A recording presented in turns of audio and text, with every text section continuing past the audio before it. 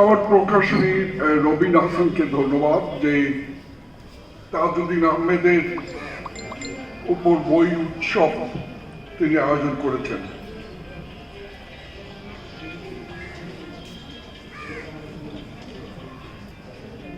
তাজউদ্দিন আহমেদ সম্পর্কে বই এখন কয়েকটি প্রকাশ হওয়া সত্ত্বেও খুব বেশি আলোচিত বা প্রকাশিত নন। আমাদের মুক্তিযুদ্ধের সময় শুধু নয়, তার আগ থেকেও 50 দশকে 60 দশকে তাজউদ্দিন আহমেদ ভাষা আন্দোলন থেকে গণতান্ত্রিক আন্দোলনে যে ভূমিকা রেখেছেন সেটা খুব একটা আলোচিত হয় না, আমরা জানিও কম। এবং এই 60 দশকে যখন 6 দফা আন্দোলন শুরু হয় তার আগ থেকে এবং পরবর্তীকালে তার ভূমিকা ঠিক স্বাধীনতা সংগ্রামে ওই 10 মাসের ভূমিকার চেয়ে কম ছিল না। সে সময় খুব কাছের থেকে তাকে দেখেছি, যদিও 66 থেকে 69 সাল উনি জেলে ছিলেন। আমিও 66 সালে জেলে যাই, কিন্তু আমাদের সেল ছিল আলাদা, দেখা হতো কম। 69-এর পরে আমরা ঢাকা ও ডিভিশনের আওয়ামী লীগ সংগঠন করার জন্যে ছাত্রলীগ থেকে যে কিছু কিছু সহযোগিতা করেছি তার সাথে আমি ছিলাম। মুন্সিগঞ্জ, মানিকগঞ্জ, বিভিন্ন স্থানে গেছি। আমার কাছে চিরাচরিত রাজনৈতিক নেতাদের দেখে আর তাজউদ্দিন আহমেদের সান্নিধ্যে এসে অনেক অনেক পার্থক্য অনুভব হতো। উনি কখনো আমাদের রাজনীতির মতো কেন্দ্রিকতা বা নিজস্ব কিছু গোষ্ঠী তৈরি করা বা নিজস্ব অনুসারী তৈরি করা কখনো আমি দেখিনি। তিনি তার কাজ করেছেন আওয়ামী লীগের সাধারণ সম্পাদক হিসাবে, সবার জন্য, দলের জন্য, দেশের জন্য। এই পার্থক্যটা অনুভব করতাম যে তিনি যে অনন্য, পৃথক এবং তার বুদ্ধিযুক্ত চিন্তা এবং সামগ্রিক চিন্তা, সকলকে নিয়ে চিন্তা, এই বিষয়গুলো আমরা অনুভব করেছি। দেশ স্বাধীন হওয়ার পর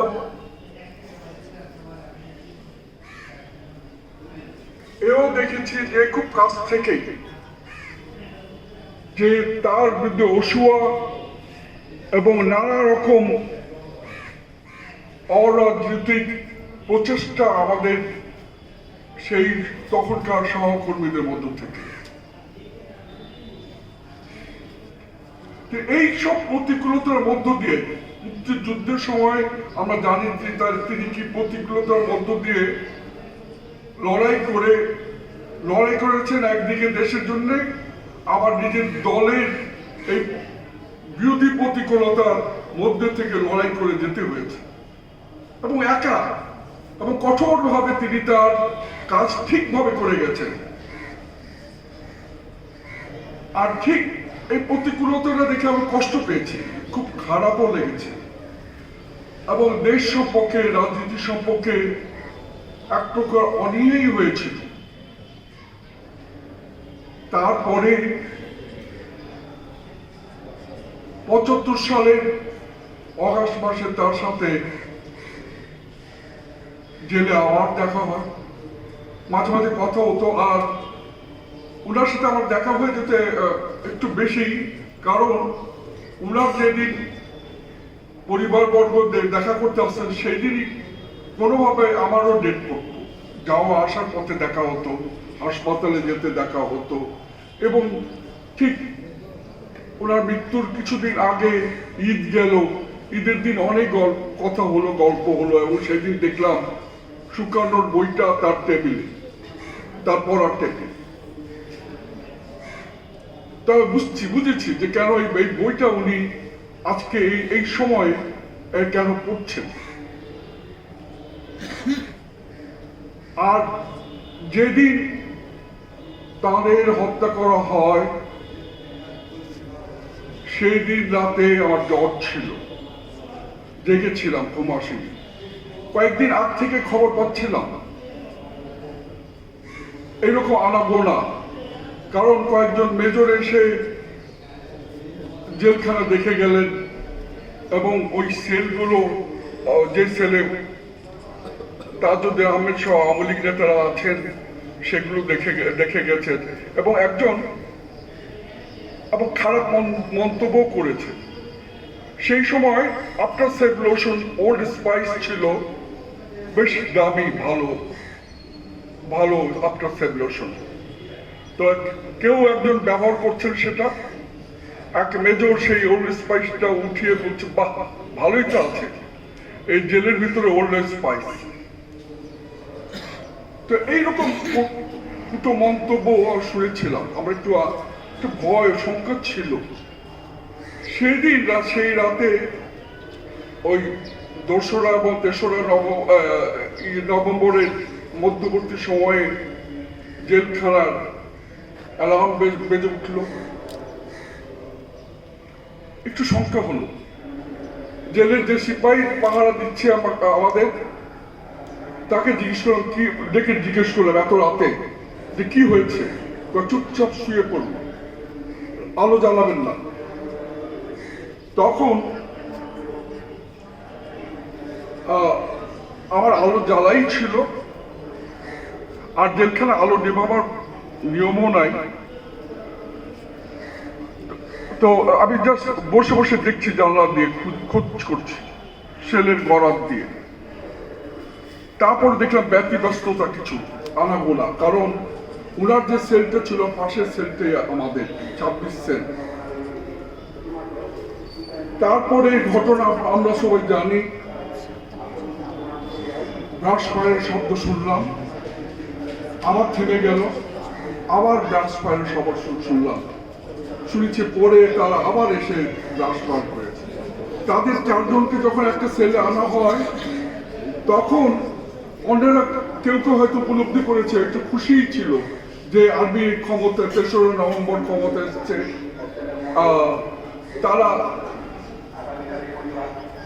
তারা খালেদ মোশাররফ সাহেব ক্ষমতা এসেছেন, তো তারা বোধহয় তাদের সুখবর দেওয়ার জন্যই এসেছেন, বা অন্য এই ধরনের কিছু। তাজউদ্দিন সাহেব কি বুঝেছিলেন, কারণ উনি সেই সময় বাথরুমে যাতায়াত করছিলেন, দাঁড়াচ্ছিলেন, হাত ধুচ্ছিলেন, চিন্তা করছিলেন, এই শুনেছেন, পরে বসেছেন। তারপর তো ঘটনা, পরের দিন আমার ছিল MA পরীক্ষার ভাইবা, সর্দার ফজলুল করিমরা আসছিলেন। আমাকে কেন জানি সেদিন কল দিল, জেলখানা বন্ধ। তো আমি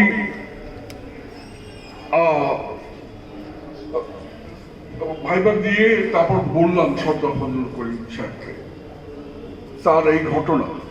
তুমি আগে বললাম না কেন? আমি বললাম আগে বললো তো আপনি আমার ভাইবাটা নিতেন না। না, এটা তেমন কি, এইগুলো ঘটনা। তাজউদ্দিন আহমেদ আমাদের বাংলাদেশের স্বাধীনতা সংগ্রামে, গণতান্ত্রিক আন্দোলনে তাজউদ্দিন আহমেদ অমর হয়ে থাকবেন, এবং এই তাজউদ্দিন আহমেদের রাজনীতি আমাদের হওয়া উচিত সামনের দিনে অনুকরণ। আমরা এই বক্তব্যের মাঝে আমাদের এই অনুষ্ঠানের জন্য জাতীয় সঙ্গীত আমরা সব অনুষ্ঠানে আমরা বাজাই এবং আমরা শুনি। আজকে একটা বক্তব্যের পরে দেন। আজান হয়ে যাবে, একটু পরে দিন।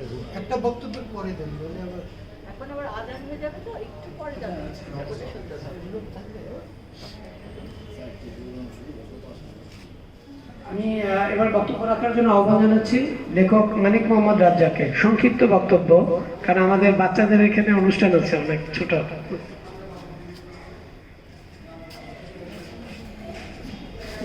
শুভ সন্ধ্যা। আজকে এই বই উদ্বোধনী অনুষ্ঠানের সম্মানিত উদ্বোধক আমাদের সবার প্রিয় সিমির হোসেন দেবী, ছাত্রনেতা সখী ভাই, মেজবা ভাই এবং যারা আরো আছেন মঞ্চে এবং সামনে উপবিষ্ট সবাইকে শুভেচ্ছা জানাচ্ছি। পৃথিবীতে বিভিন্ন দেশে দেখা যায় যে নেতার সাথে নেতা থাকেন, ছায়া সরকার থাকেন বা ছায়া নেতা থাকেন যারা মূল চালিকা শক্তি হিসাবে কাজ করেন। ভিয়েতনামে যেমন ছিল হোচিমি, তার সাথে কাজ করতেন জেনারেল গিয়াপ। জেনারেল গিয়াপ না থাকলে ভিয়েতনামের যুদ্ধ এতটা গতিময় হয়ে উঠত না। সুকন্যার সাথে ছিলেন হাত্তা, এরকম আলবেনিয়ার সাথেও ছিলেন বেলবেল্লার সাথে হুয়ারি বোমেদিন, আর বাংলাদেশে বঙ্গবন্ধুর সাথে ছিলেন তাজউদ্দিন আহমেদ স্যার। তাজউদ্দিন আহমেদ সম্পর্কে অনেকে অনেক কিছু বলবেন, আর এখানে সংক্ষিপ্ত বক্তব্য রাখতে হবে। আমি শুধু ছোট্ট 3টা ঘটনার উল্লেখ করি। সেটি হলো, আমি এখন একটা বই লিখছি, একটা বই সম্পাদনা করছি। ওখানে দেখলাম ওনার যে লিয়াজো অফিসার আছে, সে বলছে, আহমেদ সাহেব রাজবাড়ির বাড়ি ছাত্র নেতা ছিলেন, যে একদিন তাজউদ্দিন সাহেবের ওয়ার্ড বয়কে দেখে যে একটা পেন্ট নিয়ে যাচ্ছে। তো জিজ্ঞেস করলে এটা কিসের পেন্ট? তো বলে যে এটা প্রধানমন্ত্রী মহোদয়ের পেন্ট। কি হয়েছে? বলে সাইড দিয়ে ছিঁড়ে গেছে, এটা রিপু করাইতে নিয়ে যাচ্ছে। উনি তখন রাগে দুঃখে ক্ষোভে ওই প্যান্টটা নিয়ে সোফার মধ্যে ছুঁড়ে মারল, যে প্রতিদিন লক্ষ লক্ষ টাকা ব্যয় হচ্ছে বাংলাদেশ সরকারের, আর ওনাকে একটা প্যান্ট সেলাই করে পড়তে হবে। দ্বিতীয় আরেকটি মানবিক ঘটনা, ওই ভদ্রলোকই ঈদের দিন সকালে নামাজে যাবেন, নভেম্বর মাস, তখন থরথর করে কাঁপছেন, একটা পাঞ্জাবি পরা। তো মাননীয় প্রধানমন্ত্রী তার পিঠে হাত দিয়ে বলে, কি ইয়াং ম্যান, শীত লাগে না? তো উনি আর কিছু বলেননি। পরের দিন দেখা গেল মোহাম্মদুল্লাহ সাহেব তাকে ডাকলেন, ডেকে বললেন যে প্রধানমন্ত্রী আপনার জন্য কিছু টাকা বরাদ্দ করছে, সই করে টাকাগুলো নিয়ে যান, আপনি শীতের কাপড় কিনবেন। এত একটা কষ্টকর অবস্থার মধ্যে দিয়ে নিজের কাপড় নিজে কেচে, এবং সবচেয়ে বড় যেটা বিষয় সেটা হলো আওয়ামী লীগ তো একটা মাল্টি ক্লাস পার্টি। এখানে যেমন ওই সাম্রাজ্যবাদী এজেন্টও ছিল, সমাজতন্ত্রের লোকরাও ছিল, এদেরকে একত্রিত করে এর সাথে ছিল আবার তরুণদের একটা উদ্দীপনা, ক্ষমতা লিপ্সু সামরিক অফিসার, এই সবগুলিকে কম্বাইন করে একটা যুদ্ধের নেতৃত্ব দেওয়া এবং সুচারুভাবে একটি দেশকে স্বাধীনতার দ্বার প্রান্তে নিয়ে যাওয়া, আমার মনে হয় তাজউদ্দিনের মতোই একজন ব্যক্তিত্বের পক্ষে সম্ভব হয়েছিল। উনি যদি না থাকতেন, 25শে মার্চে উনিও যদি গ্রেপ্তার হয়ে যেতেন, তাহলে ভবিষ্যৎ কি হবে সেটা নিয়ে ভাবলে আতঙ্কিত হতে হয়। যাই হোক, আজকের এই অনুষ্ঠান চমৎকার একটি অনুষ্ঠান, একটি চমৎকার বই প্রকাশিত হয়েছে। তাজউদ্দিন সাহেব যত আমাদের মাঝে প্রচারিত হবেন, ওনার আদর্শ যত অধিক প্রসার লাভ করবে, তত আমাদের মনোজাগতিক বিকাশগুলি ভালোভাবে সম্পন্ন হবে। তা আমি ওনার আত্মার মাগফিরাত কামনা করে এবং আপনাদের সকলের কুশল কামনা করে শেষ করছি। ধন্যবাদ।